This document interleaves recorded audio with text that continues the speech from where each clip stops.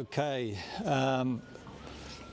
there's been so much hyperbole and very emotional speech on social media lately about the war between Iran and Israel and what follows after that. And I'm going to do a very simple, straight exposition of what the first of those two chapters are today, which is 38. But you've got to have a look back in history because, in fact, it's 30 years ago this month that Chuck Missler was in Perth. And that's when Sue and I met him. And a horrible, wet, rainy night, and he came along to Churchland's Christian Fellowship, and Sue's and my life has never been the same ever since. And he was a mentor of mine. He came back 4 times, and we hosted him 3 of those 4 times.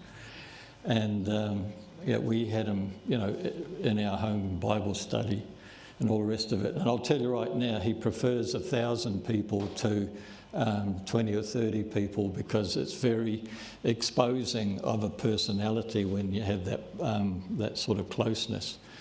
But when we were talking about prophecy all those years ago, the world scene was nothing like this, and it wasn't conducive to believing that this is going to be happening any soon. And here we are now. We're looking at the tinderbox in the Middle East. And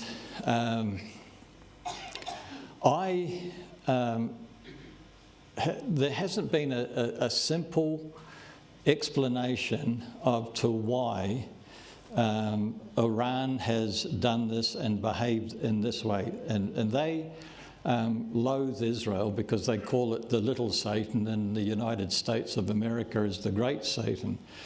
But no one, I think, has been talking recently on the eschatology of radical Islam. And I don't know why they didn't take out Khomeini right at the start. It's too late now. And the problem with that is that Khomeini is still there, and so are the mullahs and the imams in Iran. And the problem with that is their eschatology is that they were put on the earth by Allah to create absolute chaos in the last days. And in that chaos, the 12th Imam will come upon the earth, and that's their version of Jesus Christ and his second advent, right? And so they expect the Imam to come and take over the rule of the world. And they are absolutely baked into that whole idea. And so every time that they throw a missile at somewhere, preferably in their case Israel, they're trying to create this incredible confusion and emotional state. And this is why they do it. And they believe in it fervently, just as you and I believe fervently that Jesus must be very close to coming for his bride. And, you know, I love that last song, you know, soon and very soon we're going to see the King we are. Are you all ready? I get a bit nervous. But, and I'm being truthful, you know, I often picture myself standing before the throne of God in heaven after the rapture. And I don't know that we need a resurrection body, because I cannot imagine this frail frame that I'm in now could take the glory that is seated upon the throne. And so we are now in this particular time in history where progressive revelation has shown us that we are in the very last days. And wounded Iran is joining in a confederation army that is coming down from the north very soon. And it's going to be administered by Russia. And I'll just start off, there's a lot of in here, but I'm going to go slowly so that you pick it all up. And I want Ezekiel 38:1, and this is one of the biggest problems in verse 2 in the whole understanding of Ezekiel 38. So Ezekiel 38 verse 1, please. Shouldn't be hard to find. It's at the start. There it is there. And the word of the Lord came to me, and that's Ezekiel. And if you've ever read the book of Ezekiel, it's absolutely fabulous. And it's always this Lord speaking to Ezekiel about the state of Israel at that time in the 6th century before Jesus, and what's going to happen in 2,600 years after his existence. And so I'm going to bring you three repetitions of verse 2. So can we have the King James 21, please? This is verse 2. Okay, Son of man, set thy face against Gog, the land of Magog, and thank goodness there is a hyphen in that. Magog is land of Gog. That's why it should be hyphenated. And the chief prince of Meshech and Tubal, and prophesy against him. So in the BRG one is, Son of man, set thy face against God, the land of Magog, the chief prince of Meshech and Tubal, and prophesy against him. The same with the ESV. Son of man, set your face toward Gog, the land of Magog, the chief prince of Meshech and Tubal, and prophesy against him. And I went through all of my translations on my back shelf and on my computer, and more than 2/3 of the translations get it right. This is the correct translation of that particular verse. And unfortunately, it's been translated by people who made a mistake with the original Greek in some of the manuscripts, and they have it as the prince of Rosh, Meshech, and Tubal, and Rosh is not the name of a country. Rosh is not the name of an ethnicity. Rosh is a Hebrew word 600 times in the Old Testament as an adjective, not a proper noun. And that's why this is the correct translation. And so, Son of man, I'll just go to any one of them. I'll go to the ESV. Son of man, set your face toward Gog of the land of Magog, the chief. Is that a bit too tough, guys? Is it too close? Usually it's not. It's too shy. Anyway, the land of Magog, the chief prince of Meshech and Tubal, and prophesy against him. All right, the chief prince. You've got to pick on the chief prince. And in Ezekiel 38, from there on in 3:23, I will be putting inserts into to explain very simply, very biblically, what this chapter actually says, not what hyperbole wants it to say. And verse 3, this is it. Thus says the Lord God, in verse 3, behold, I am against you, O God, Gog, chief prince of Meshech and Tubal. Now, Ezekiel, oh goodness me, is that a bit rough? It certainly is with me. Yeah, it's bad enough being me all week, let alone listen that loud. But anyway, Meshech and Tubal were two cities on the bottom coast of the Black Sea at the time. And the big problem here is that the Scythians, who were the progenitors of the Russian people, They were in the land of what we would call Russia for 1,000 years, from the Urals to the Chinese nation. And they were so pesky, they were so annoying as robbers and attackers of small villages at that time, that the Chinese actually built the Great Wall of China. Do you know why? To keep them out. And do you know what the Chinese name of that wall is? The Ramparts of Gog. And if you have a look at the wall could be scaled by very sophisticated ladders and get an army over there. But the Scythians were always on horseback. They were the most skilled cavalry in human history. And so they put this wall up so that the Scythians couldn't come into China.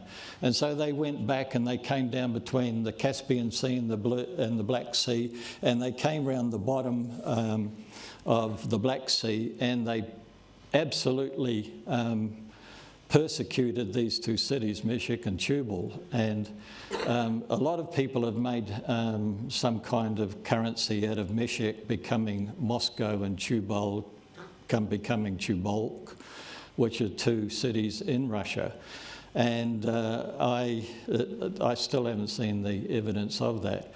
But the problem was they were so annoying in that region below the Black Sea, that Cyrus I, when he defeated Babylon and took over the Persian kingdom, he was so annoyed at the Scythians that he sent a large contingent of the Persian army to chase the Scythians out.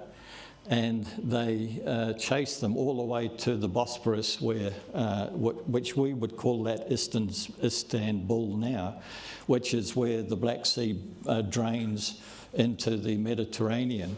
And of course, cavalry could cross that very easily, but a whole army couldn't. So they turned around and went back to Persia. And the Scythians went up to a place called the lush verdant lands of Ukraine, and they settled there, and their capital was Kiev. And so that's where the progenitors of the Russian people ended up. And so you've got to understand that, because the chief prince of this particular people, who were making themselves a massive annoyance to all of these people, especially the progenitors and as the progenitors of the Russian people. And so, and people go, I don't know why you don't understand that. Very few people wake up to this thing. The chief prince of Meshech and Tubal, all right?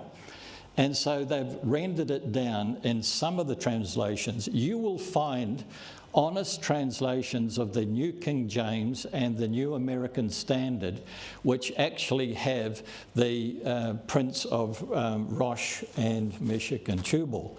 But an honest one, and I've got it here in the NASB, and I've also got it in MacArthur's NKJV, that they have extensive footnotes explaining that the true translation of that is the chief prince.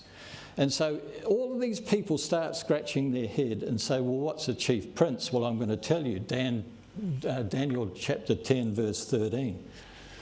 And this is when poor old Gabriel was coming again to give a prophecy to Daniel while he was in Babylon. And this is towards the end of the time that he was in Babylon, Daniel in Babylon. And this is something, what's his name? Chuck Missler was puzzled by this until he worked it out, and he told us all of those years ago. It's very focused on the angelic realm, right? The good and the bad. And in Daniel 10:13, you'll find out what a chief prince is. The prince of the kingdom of Persia is not a prince and a human being. He is a rank of angels over this particular country, this empire. And the prince of the kingdom of Persia, and you understand this right now, withstood me, that is Gabriel, 21 days. That's in the spiritual realm. And so this ranking angel over Persia was stopping Gabriel getting to Daniel to give him the prophecy in chapter 11. And so he couldn't get past this guy, because this prince was a higher ranking angel than Gabriel was. But, see this? But Michael, one of the chief princes, and what rank is Michael in the Bible? Archangel. The highest below the cherubim and the seraphim. Do you understand? That's why Michael in Jude 9 debated with Satan over the body of Moses on Mount Nebo. And he stopped Satan from digging the remains of Moses from there and taking it down into the plain of Moab, where he was wanting to build a temple with his remains, and therefore the Israeli people had so much reverence for Moses, they would never have crossed the Jordan River into the promised land. And so here it is. But Michael, one of the chief princes, now you've got to stop right there, because in Hebrew, that isn't just, he is not one of the archangels, he's the head of the archangels, because when you have a number there, 1, and it's an ordinal number in front of a proper noun, you know that this guy is the top rank of the chief princes. And Michael came to help Gabriel, for I was left there with the kings of Persia, these wicked angels. And that's where a chief prince is. Gog is a chief prince. And people don't get it.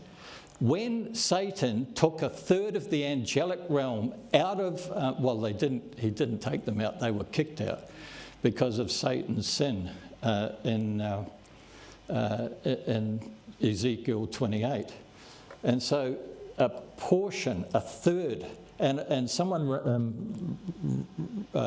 wrote me this week, say, how many of the angels did he take? And I said, well, listen, there is myriads and myriads of angels in heaven. You can't even number them in our intellect, you understand? You can't understand that. And so what happens is he took a massive number of angels out of heaven, and some of them must have been some of these chief princes, and Gog is one of them. And people have said, Gog. He must be Vladimir Putin. He's not Vladimir Putin. Otherwise, Vladimir Putin would live at least more than 1,000 years, because Gog pops up again at the end of the millennial kingdom. Do you understand? And he's part with Satan to try and destroy the believers at the end of the millennial kingdom. So he's one of the chief princes, and he's the head of the chief princes. And that's where you get that. And come in, if it's too difficult to understand, then come and I will give you the proof text in here. And we go back to Ezekiel verse 4, and I will, now this is Jesus, all right, talking, and I'll tell you why in the next few verses. And I will turn you about and put hooks in your jaws. He's talking about Gog. And draw him back down into this army that's going to attack Israel. And this is it. And I will turn you about. He was probably not doing. And you know what? 25 years ago, we had no idea what the hooks in the jaws and pulling this entity from the far north down into the Middle East in the place of Israel. And the problem is we didn't have progressive revelation. And over the last 25 years, we have learned things that have come to pass. We now understand progressive revelation. And so I have been watching with great interest, well, it's sad interest, Russia and Ukraine. Zelensky he shouldn't be on the earth. Vlad is not much better, but he's slightly better. And so what they're doing is having this tremendous war that broke out a few years ago. And that was actually planned by neocons in America trying to take over Russia and getting the natural resources from that nation. And Vladimir is not going to put up with that at all.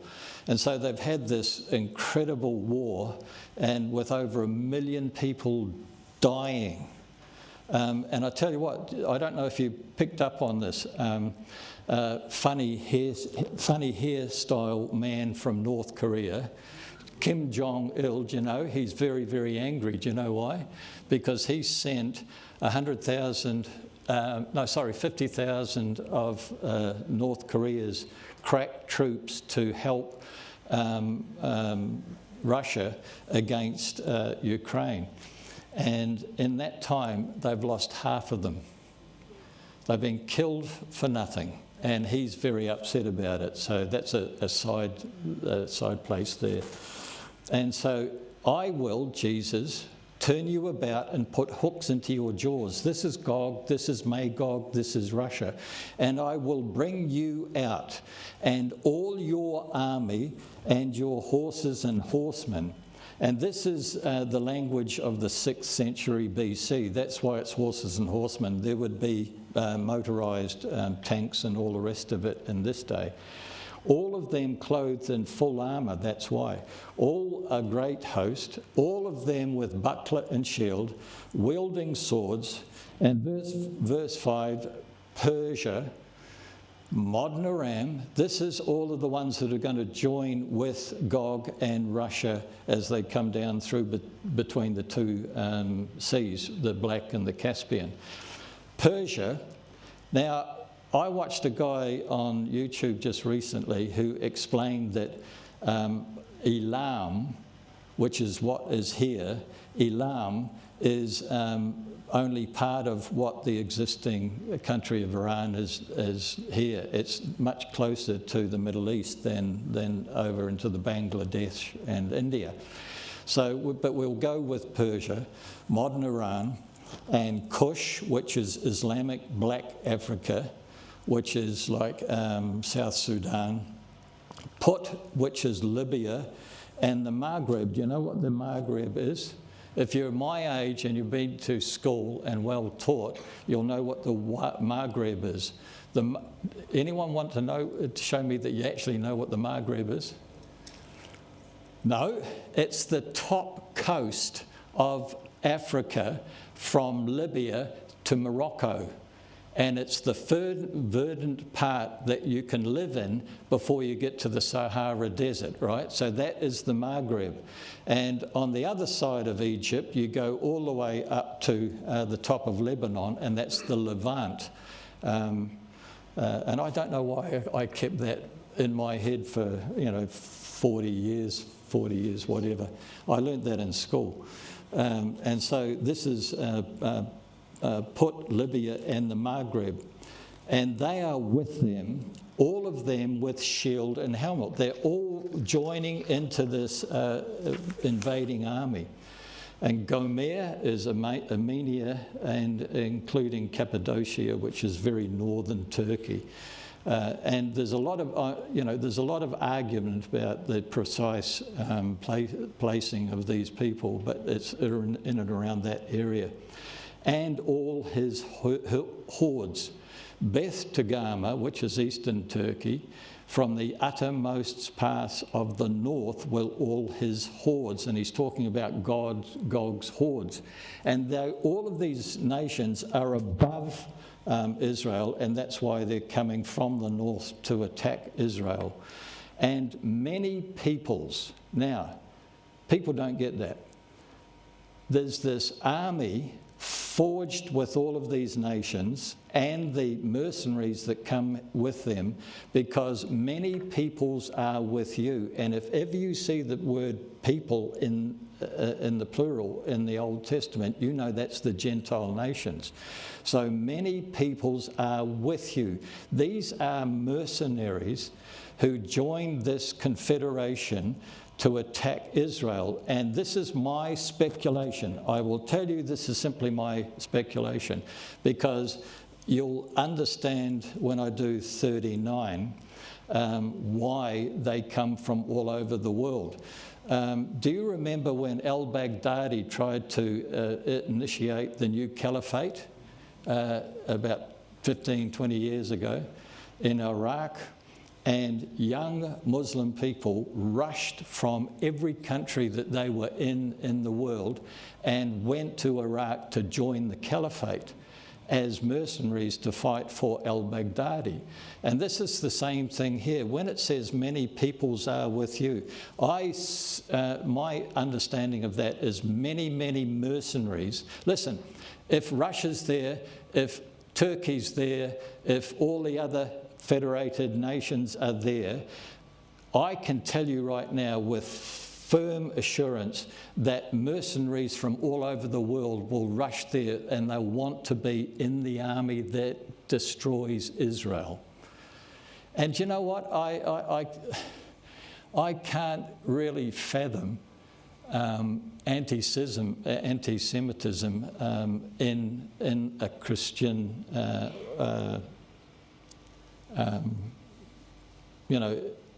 thinking or emotional or intellectual space. I don't know. Because you're not attacking Israel, you're not attacking the Jewish people, you're attacking God. And how does that go with you? All right? And these people haven't been very perfectly behaved for all of their existence, but it's God that beats them up, not us. We're not there in that place where we do it on behalf of God. And so I believe all of these mercenaries will come from all around the world. And John, have you got the sons of Noah that I asked for? That's it there. So after the flood, there's Noah, and there's Shem, Ham, and Japheth. But look at the sons from each of the three brothers. And you see from Shem, the Shemites, from which we got Abraham and the Jewish nation. And you see there, Elam, they're actually cousins. I find that really interesting. And then Ashur, Arphaxad, Lud, and Aram. And then from Ham, I've got to be very careful here. I was talking about Ham a few years ago at Billabong. You're still there, are you? And I switched from talking about Ham, and I went over into the food. All right, and I said, I really don't like ham, and I can't stand pork, but ham is my no-no. I don't know why. I'm not Jewish. I don't do anything like that, but I can't do the ham thing. And anyway, I got this very angry email from a Afro-American lady in the middle of the United States, and she said, what on earth have you got against Ham? Ham is the father of the coloured peoples in the world. Don't you like us? And I had to write a very nice email back saying, Madam, I wasn't talking about Ham and his descendants. I was talking about a meat that I don't like to eat. And she sort of texted me back and said, well, that's okay. So I've got to be very careful with Ham. So you've got Cush, Mitzrayim, that's Egypt, Put, and Canaan, that's from Ham. But look at Japheth. All of these people are Gentiles. Do you understand? Gomer, Magog, Madai, Javan, Tubal, Meshech, and Tiras, and I'll explain those next week. But those are the ones that make up. You've got Elam from Shem, you've got Cush and Put from Ham. And in Japheth, you've got Gomer, Magog, and Tubal and Meshech. And so this is the origin of all of these ethnicities, and I find that really interesting because there's not one son that is worse than the others, and people like to sort of pick on Ham because Ham had Cush, and then Cush had who? Nimrod, who wasn't exactly a shining example of humanity, but that's where he came from. We won't go any further into that swamp. So there is that's where all of these ethnicities came from. I find that really interesting. I really do. I look at that. I've got that at home on a printout, and I look at it all the time. So, verse 7 in Ezekiel, be ready and keep ready, Gog, he's talking about Gog, you and all your hosts that are assembled about you. And this is in Syria on the other side of the Golan Heights. And Gog should be a guard for them, which means administration, supply, and funding. This is what Russia is going to do with all of these other people and get them ready for an attack on Israel. And by the way, they do attack Israel. And in 39, it's very interesting. There's some missiles that don't explode and they're still in the land and no one's allowed to touch them. It's very interesting. I don't think, quite frankly, and this is from next week, I'm stealing from next week, I doubt very much that they will be nuclear missiles. I rather think that they would be biological weapons. Listen, if you drop a nuclear bomb on Israel, you'll ruin Jordan, Syria, all of Gaza, and parts of eastern Egypt. I mean, it's just a silly thing to try and do. I think they're biological weapons. Verse 8, after many days you will be mustered all from around the world, and they'll be brought into one place, and that is Syria.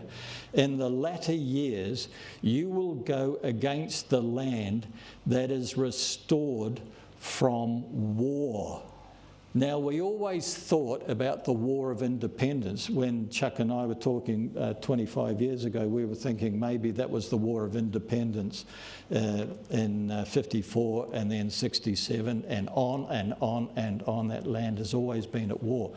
But I just looked at this one, the land that has been restored from war. And all I've done with a question mark is this the 12-day war? Although it was supposed to be over, but my wife, when we woke up this morning, they're at it again, apparently. So it's not much of a peace at the moment. And in the latter years, you'll go against the land that was restored from war. Now, this war is future, so I'm wondering if the war there is this thing that's happened between Iran and Israel. The land whose people were gathered from many peoples, that's Israel, and the ingathering of the Jewish people from all around the world, upon the mountains of Israel, which had been a continual waste. Stop there for a moment, because Mark Twain was in Israel in the mid-1850s, and he wrote about it being just nothing much more than a desert and a swamp. And there was no life there, there was no trees there. It was just a depressing place to be, and this in the 1850s. And I was driving someone around who was travelling around the world, and he was Jewish, and I took him down the Brookton Highway. And he just was gobsmacked. Why was he gobsmacked if I'm taking him up the Brookton Highway? Because the hillsides are covered with our trees, right? And what we did is we sent tens of thousands of saplings of those trees to Israel. And do you know what they did? They dried up all the swamps. and they're still there. It's just absolutely amazing. I learned that from him. I didn't learn that from anyone else. And he said, you're taking me through this area now, and it looks exactly like my home up in the north. So it was just amazing. So, and it had been a continual waste. Its people were brought out, now listen to that, its people, singular, were brought out from the peoples. That's the Gentile nations, and now dwell securely, all of them. And boy, do you get arguments over. Nothing can happen until they are living in security. All right? And that word security and securely is the word bitak in Hebrew. And can I have, please, that this is the concordance explanation of the word bitak. And it says this masculine noun derives from the root batak. It's a place of refuge, strictly speaking, but usually describes a confident mind. That's the problem. A confident mind. A confident mind can get you into a lot of trouble if you're in the wrong place. And safety and confidence. But in Judge 8:11, the word is used of one who is what? Overconfident and shows no caution whatsoever. Those who are in a proper relationship with God will dwell securely. Only a security rooted in God is permanent.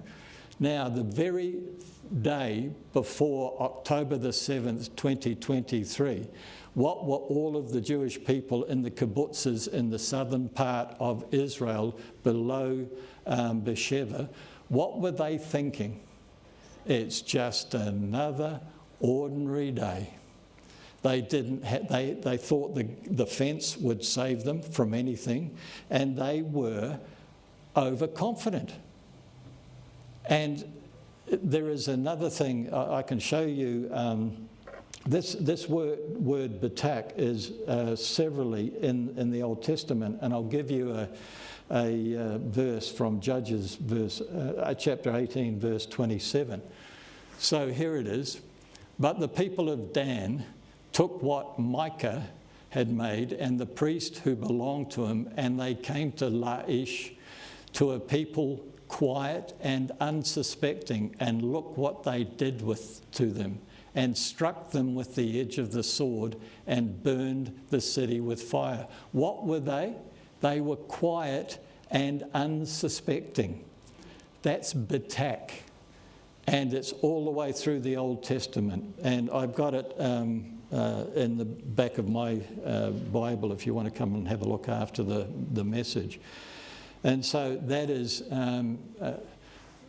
what happens when you are a tiny little nation of 7 million people and you've just thumped a nation of 80 million people with the help of some ginger-haired guy with a red cap and several 30-ton bombs in their very good planes. And so if I'm working out this safety, them thinking that they're in safety. I am looking now at Donald Trump trying to do the Abrahamic Accords with all of the Arabic nations in that area there. And I don't know what Iran's going to do. I don't know that they would join in that. But there could be an accord with the Abrahamic thing, and they would say and print that they would look after Israel. And would you believe that anyway? And so this is verse 9 back in Ezekiel. You, Gog, will advance, and you will come on like a storm. You will be like a cloud covering the land. And I'm wondering if that is just drones or aircraft or missiles or whatever. you and all of your hordes. That's you, Gog, Russia, and all of your hordes. And the many peoples, the mercenaries with you. And verse 10, thus says the Lord God, on that day, thoughts will come into your mind, this is Gog, and you will devise an evil scheme and say, I will go up against the land of unwalled villages. This is the same thing with the kibbutzes in the southern part of Israel that were attacked on October 7, 2023. They had no protection. They had safe rooms inside houses, but they didn't have fences where you had to go through a gate and security. It was just open slather, and that's how they killed 1,200 people of them. And so this is in verse 11, and say, I will go up against the land of unwalled villages. God forbid that they will do that again. And I will fall upon the quiet people who dwell securely. Now, this is, I take that as being overconfident, because something that we haven't progressively been shown yet in prophecy, that if there's a treaty or an accord that gives them confidence to do this batak again, this be overconfident again, we have to wait. And quite frankly, I'd be very interested in learning all of this from heaven, not being here on the earth. And all of them dwelling without walls, that's protection, and having no bars or gates. And, you know, people don't ever learn from their mistakes, do they?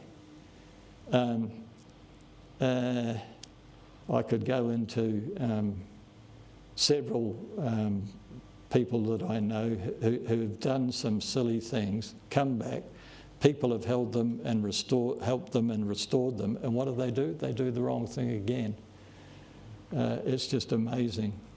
In verse 12, to seize spoil. This is the invading army from the north, and it's on the mountains of Israel, and they get all the way down to Jerusalem, by the way, and I'll show you that in in chapter 9.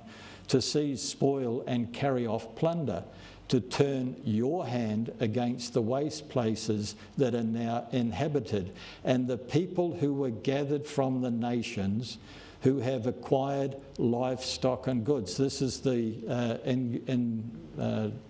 dwelling of the Jewish people coming from the Gentile nations, and they're back there now. And they're having generally a very good livestock. And they've acquired possessions and all the rest of it. And who dwell at the centre of the earth. Do you see that? And I don't know if you is sort of, this is me, typical. I always, when I was in my primary school years, and that is in the mid to late 60s, and then my middle school, on the wall, I don't know if you had them here, but on virtually every classroom in my primary school years and in my middle school, maybe in high school in 69, there was a world map on the wall, nearly in every classroom. Did you have those? Yep. All right. And do you know what I was fascinated by? Which nation was smack dab in the middle of the map? USA. No. See me afterwards. I'll get you to write 100 lines. You know, I must not be wrong in church. It was always Israel. It was always Israel. I was blown away. And I thought, I wasn't even into this sort of thought space. But I always wondered why Israel was always in the middle of that map. Jim, did you have any of those maps? Yep. Yeah. Israel was right in the middle. And when I saw that phrase, who dwell at the centre of the earth, I just remembered all of those old world maps in school. And in verse 13, Sheba and Dedan, that's Saudi Arabia, and the merchants of Tarshish. And please, I haven't got the time to prove to you that Tarshish is the British Isles, because the Phoenician traders in their ships used to go there and trade with basically Cornwall. And get copper and tin from the British Isles and take them back to Lebanon. And all of its lions, it's not leaders, that's the ESV putting it there. And that's all of the offspring of the British Empire. And that would be, you know, I used to laugh at this. We're not part of the British Empire anymore, until I learned that King Charles is still our boss. Do you know that? Do you know that? Do you know that the highest court in Australia is which one? The Privy Council in England. If you don't like what the High Court says, you can take your case to the Privy Council. Do you understand? We are still under the British Crown.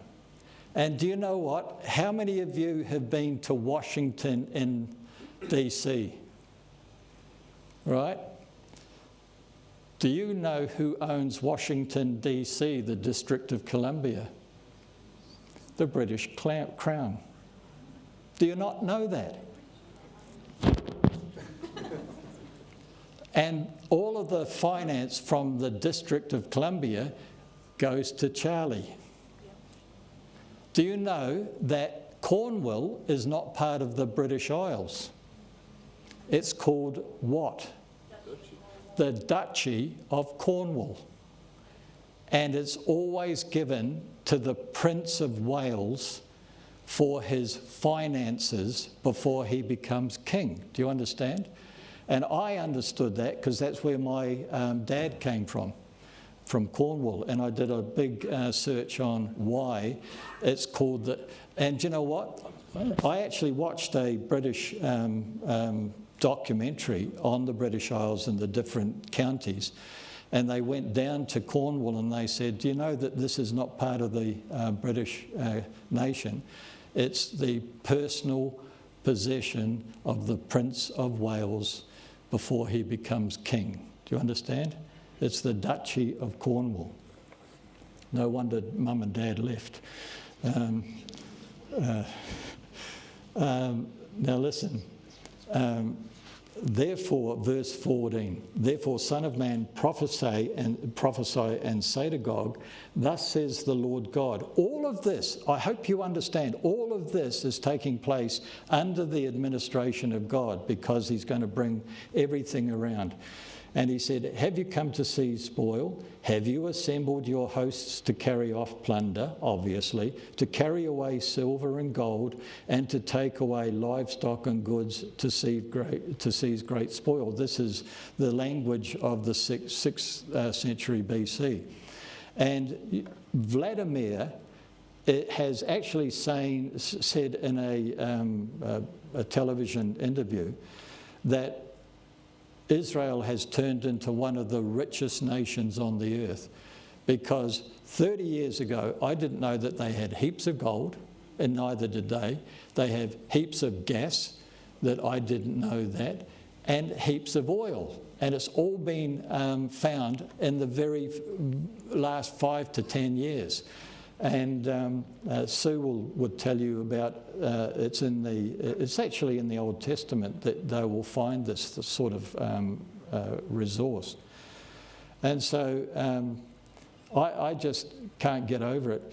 Vladimir Putin has actually said that the rare minerals that are in the Dead Sea is the greatest repository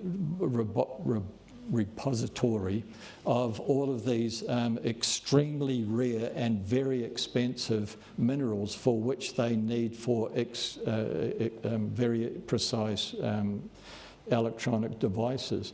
He's got his eye. He doesn't care about gold and oil and gas and all the rest of it. He wants the Dead Sea. And he said that in an interview. And so, therefore, Son of Man, in verse 14, and say to Gog, thus says the Lord God, on that day when my people Israel are dwelling securely, will you not know it? You will come from your place out of the uttermost parts of the north, from Turkey, from Russia, from Syria, and you and the many peoples, the mercenaries with you, all of them riding on horses, a great host, a mighty army. You will come up against who? My people. And I did a search, I've done it several times, of the phrase my people in the Old Testament. And you know there's 304? It starts in Genesis and goes all the way through. So they're his people. And if they misbehave, it's his job to discipline them. And so you will come up against my people Israel like a cloud covering the land. In the latter days, I will bring you against whose land? God's land. Do you understand? Israel is not their land.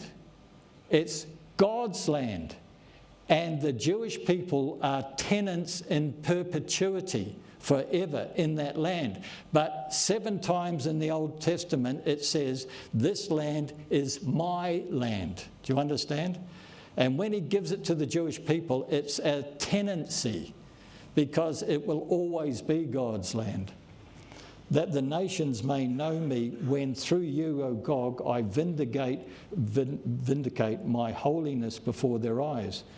And I've just got this little insert here. Our God in heaven often allows evil to further his divine plan to bring everything to fruition, starting with Adam and Eve and Satan in the Garden of Eden, all the way, and that was the fall of righteousness, all the way until the great white throne judgment at the end of the millennial kingdom of Jesus Christ. Immediately after that judgment comes the eternal state ruled by God the Father for eternity. And I've had so many people over the years not understand this little passage out of 1 Corinthians related to this, what I've just said, that after the millennial kingdom we have the eternal state. 1 Corinthians 15, 20 to 28. And verse 20 it says this, and this is Paul trying to get this rebel of a church into knowing what he's been teaching them. But in fact, they were challenging the resurrection. Some of them were. But in fact, Christ has been raised from the dead, the first fruits of those who have fallen asleep. Jesus Christ is the first fruits. And I haven't got time to go into that particular avenue.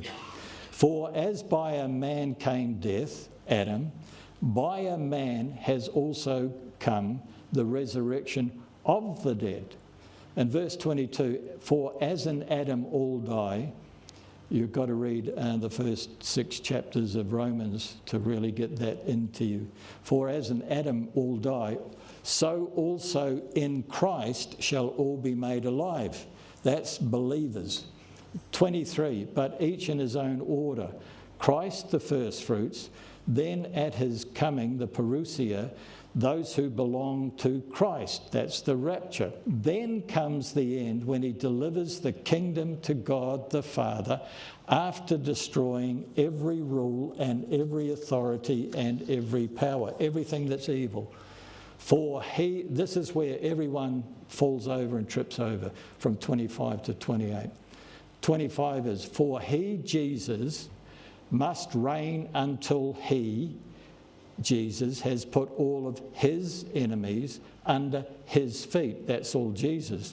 The last enemy to be destroyed is death at the great white throne judgment. Verse 27, for God has put all things, this is God the Father, has put all things in subjection under his feet. But when it says all things are put in subjection, this is where people get headaches. For God has put all things in subjection under Jesus' feet. But when it says all things are put in subjection, it is plain that he, God the Father, is accepted, who put all things in subjection under him, Jesus. When all things are subjected to him, to Jesus, then the Son himself will also be subjected to him, the Father, who put all things in subjection under him, that God may be all in all.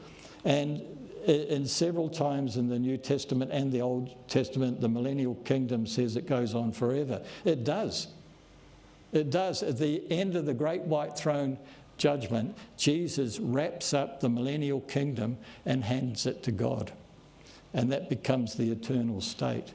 And I'm praying that every one of us here are going to be seeing each other in the eternal state.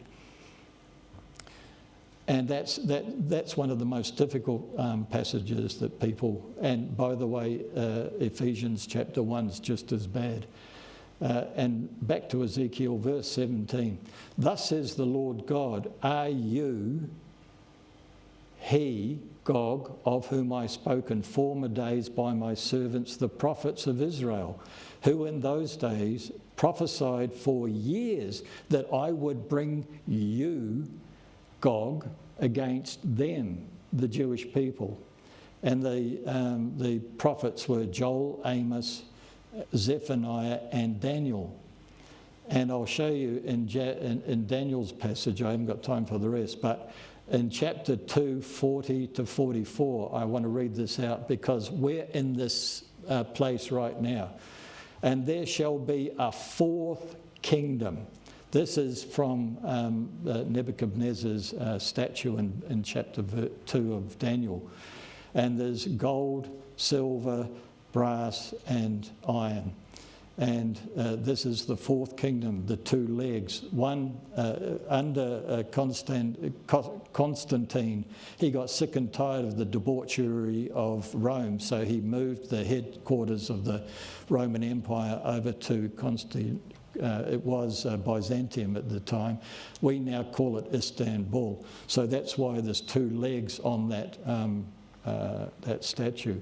And they're both of iron, and they've got feet and 10 toes. And there shall be a fourth kingdom, that's revived Rome, strong as iron, because iron breaks in pieces and shatters all things. And like iron that crushes, it shall break and crush all of these. As you saw the feet and the toes, partly of potter's clay and partly of iron. And people go, what do you mean clay and iron?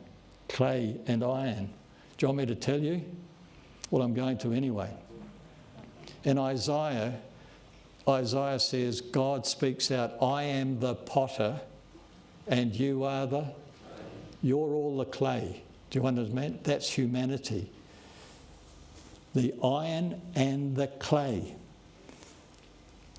It shall be a divided kingdom, but some of the firmness of iron shall be in it, just as you saw iron mixed with the soft clay.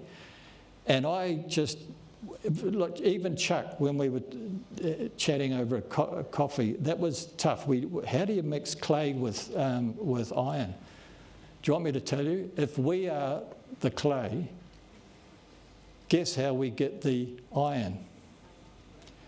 And the thing is called graphene oxide, which is in all of your vaccinations. I got a vaccination in 2016. I didn't know it was from Pfizer, and I was in a drug trial, and a surgeon friend of mine found out after I had the first jab. And he said, how many have you had? And I said, 1. Get out of it and don't go back to it. I said, all right, okay. He's a surgeon, he knows what he does. 2 years later, I got stage 4 advanced non-Hodgkin's lymphoma. And so I know what it's all about. And it took a genius of a haematologist to keep me alive, and I'm still here. And I take every day as a prize from God just to keep going. And you know what? That's how you mix iron and clay, because that's what these people are doing to the human race now. Do you understand? And as you saw the feet and toes partly of potter's clay and partly of iron, it shall be a divided kingdom, but some of the firmness of the iron shall be in it, just as you saw iron mixed with the soft clay. Verse 42, and as the toes of the feet were partly iron and partly clay, this is the 10 kingdoms, so the kingdom shall be partly strong and partly brittle. As you saw the iron mixed with the soft clay, they will mix with one another in marriage. Goodness. But they will not hold together, just as iron does not mix with clay. And in verse 44, and in the days of those kings, I think it's the 10 kings mentioned in Daniel 7, the God of heaven will set up the kingdom that shall never be destroyed, nor shall the kingdom be left to another people. It shall break in pieces all of these kingdoms and bring them to an end, and it shall stand forever. This is the millennial kingdom at the start, but it transgresses, it goes into the eternal state when he gives it to the Father. I don't know how many of you listened to J.E.D. Farag last weekend for his update. There's a guy called Peter Thiel, Thiel, and he hides behind the World Economic Forum. But he's controlling the whole earth at the moment. He's got billions and billions and billions in contracts with governments around the world. And he's probably listening to me now. That's the technology that he's got. And he's going to make you bow down, or try to this person who is coming. Do you know who's coming? It's not Jesus Christ, it's the Antichrist, yeah. And the resources he's got in his hands at the moment, it's just absolutely unbelievable. And where's Jackie? Is Jackie here? Did you put that 6G thing on? Oh, did you? Oh, 6G is coming. And if you won't put it on, I'll put it on. Everyone needs to know that 6G is coming. And you won't be able to withstand it because it plugs straight into here. Straight into here. And so in verse 18, but on that day, the day that Gog shall come against the land of Israel, declares the Lord God. Now, be careful of this. My wrath will be roused in my anger. Don't ever, ever, ever be in a state where you can even see God's wrath and anger. You don't want to be a million miles around that. That is just shocking. And look at what happened to Iran. You know, the Jewish nation is not perfect. But what Iran was trying to do to them by getting a nuclear missile, and they were only a very short time before they got it, Israel had to do something. And in verse 19, for in my jealousy and in my blazing wrath I declare, on that day there shall be a great earthquake in the land of Israel. And I looked up great earthquake a long time ago when I was in Billabong mentioning this. The great earthquake, I don't know, how many of you have been in a really bad earthquake? Oh, it's fun. Really, I grew up in the Shaky Isles. This one is a rolling earthquake, and that creates the most devastation of everything. If you have one that's a sudden one where 2 plates right over that's over within 30 seconds. This thing can go on for ages. I can see, whoops, sorry. I was there when my son, who was only about 5, we were in one of these rolling ones because it kept going. And he just shot under the kitchen table and was crying. He was terrified. And so this one is a great one in the land of Israel. The fish of the sea, now this is amazing. The fish of the sea, the birds of the heaven, the beasts of the field, and all creeping things that creep on the ground, all life, and all the people who are on the face of the earth shall quake at what? My presence. And the mountains shall be thrown down, and the cliffs shall fall, and every wall shall tumble to the ground. I will summon a sword against Gog on all my mountains, declares the Lord God. Every man's sword will be against his brother. And bang, does that remind you of something? And in this attacking army, God causes them to attack each other in this army. It's absolutely amazing. And I just pull this last piece out from Genesis 16, 10 to 12. And this is when Hagar, who is pregnant by Abraham, Sarah kicked her out because of jealousy.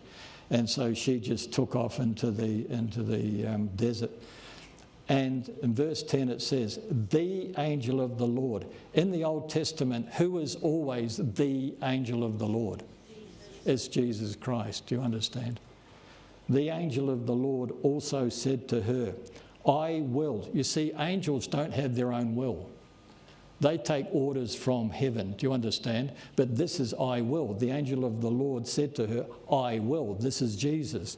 Surely multiply your offspring so that they cannot be numbered for multitude. This is Hagar's offspring. And the angel of the Lord said to her, behold, you are pregnant, you shall bear a son, you shall call his name Ishmael, because the Lord has listened to your affliction. But look at verse 12. This is going to be Ishmael and all of his descendants. He shall be a wild donkey of a man. His hand will be against everyone, and everyone's hand against him. This is what happens to this invading army. They attack each other. And he shall dwell over against all his kinsmen. And verse 22 in Ezekiel, with pestilence and bloodshed I will enter into judgment with him. That's Gog, Russia, the invading army. And I will rain upon him, Gog, and all his army, and his hordes, and the many peoples who are with him, with torrential rains, hailstones, fire, and sulphur.